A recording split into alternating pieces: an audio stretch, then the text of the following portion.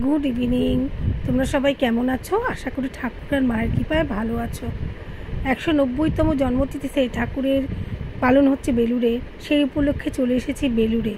বেলুড় আমার সবথেকে ভালোবাসার জায়গা, সবথেকে শান্তির জায়গা। শুধু আমার কেন বলবো, আপামর বাঙালির ভালোবাসার জায়গা বেলুড়।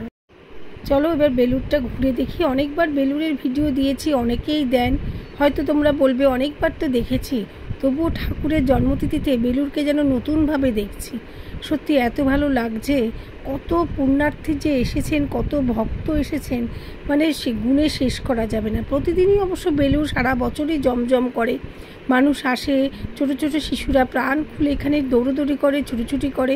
আমার কেন জানি না বেলুড় মানে বেলুড়ের প্রতি আমার একটা টান আলাদা, বিশেষ করে রামকৃষ্ণ মঠের প্রতি। আমি বলেছি না, আমার খুব শখ আছে সারা ভারতবর্ষ যেখানে যত রামকৃষ্ণ মঠ আছে আমি যদি ঘুরে দেখতে পারি। আর আমার ছেলেকে এটাও বলে রেখেছি, আমার মৃত্যুর সময় কোনো মেডিক্লেমের বড় হসপিটাল নয়, তুই আমাকে রামকৃষ্ণ যে হসপিটাল রয়েছে, রামকৃষ্ণ মিশন হসপিটাল, সেখানেই নিয়ে যাস। আমার ঠাকুরের চরণ মাথায় নিয়ে আমি যেন পৃথিবী ছাড়তে পারি। আর দেখো এখন গোধূলি আলোতে কী সুন্দর লাগছে। কত মানুষ এসেছে, অনেকে তাদের পরিবার নিয়ে সেলফি তুলছে, ঠাকুরের কাছে গিয়ে প্রণাম করছে, মনোবাসনা জানাচ্ছে। আর ঠাকুর যেন নির্বিকার চিত্তে হাসি মুখে সকলকে আশীর্বাদ করছেন। আর দেখো কি অপূর্ব যে যাচ্ছে তোমাদের, মানে সবাই তো জানো, এই দেখো মাতৃমন্দিরে কত মানুষের ভিড়। যারা কুম্ভ করে এসেছেন তারাও কিন্তু এটা মানে একটা তীর্থক্ষেত্র রূপে এখানে আবার দর্শন করতে আসছেন। আর আজকে দেখো মা গঙ্গা একদম টইটুম্বুর, কতগুলো সিঁড়ি একদম জোয়ার এসেছে, পুরো ভর্তি হয়ে গেছে জলে। খুব ভালো লাগছে দেখে, বিশ্বাস করো এত ভালো লাগছে না, মনটা ভরে গেল।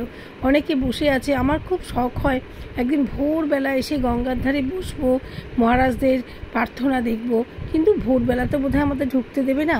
আর এখানে তো এখন 1 সপ্তাহ ধরে প্রোগ্রাম চলবে, পরে রবিবার শেষ হবে, সেই জন্য এখন আরও দেখো বাঁশ বাঁধছে, তার কাঠামো তৈরি করছে, বিভিন্ন কিছু, কাঠামোটা ভুল পড়লাম, বাঁশ বেঁধে প্যান্ডেল করছে। এরা দেখো কেউ মহারাষ্ট্র, কেউ বা দক্ষিণ থেকে এসেছে, সাউথ ইন্ডিয়ান আর কি। এরা কুম্ভ করে আবার এখানে এই আমাদের এই বাংলার এই তীর্থক্ষেত্রে দর্শন করতে এসেছে। দেখেছো, এদের পোশাক দেখলেই কিন্তু বোঝা যাচ্ছে। সত্যি এত ভালো লাগছে না দেখে। আর এদের দেখে না মনে হচ্ছে কি, স্বামীজির যে চিন্তাভাবনাটা, এই যে বেলুড় মঠের স্থাপন, এটা সত্যিই মানে কি যে একটা ভালো জিনিস হয়েছে, সে বলার অপেক্ষা রাখে না। কত একটা আমাদের মানে পশ্চিমবঙ্গের তীর্থক্ষেত্র, আমি বলি আমার পরম তীর্থক্ষেত্র হচ্ছে বেলুড়। আর বেলুড়, মায়ের বাড়ি, আর কামারপুকুর, জয়রামবাটি। আর আমার একটা জায়গা দেখার শখ আছে, সে হচ্ছে কন্যাকুমারী। জানি না কোনোদিন দেখে উঠতে পারবো কি না, খুব ভালো লাগছে দেখে। আমরা ওখানে বসেও ছিলাম বেশ অনেকক্ষণ আরতি দেখার জন্য। আর ভেতরে গিয়ে আরতি দেখা যায়, বড্ড ভিড় হয়ে যায় তো, আর একটু সাফোকেশন হয়, আমার শ্বাসকষ্টের ব্যাপার আছে, এই জন্য ভেতরে যাইনি। কিন্তু আজকে দেখি বাইরে বসে আরতি করবার ইচ্ছা আছে। আর চলো এবার আরতি হয়ে গেছে, এবার ফেরার পালা। দেখেছো এখানে সমস্ত স্টল দিয়েছে, খুব মানে অল্প মূল্যে জিনিসপত্র এখানে পাওয়া যাচ্ছে, গ্রসারি থেকে আরম্ভ সব কিছু। চলো তাহলে আজকের মতন টাটা। তোমরা ব্লগটা সব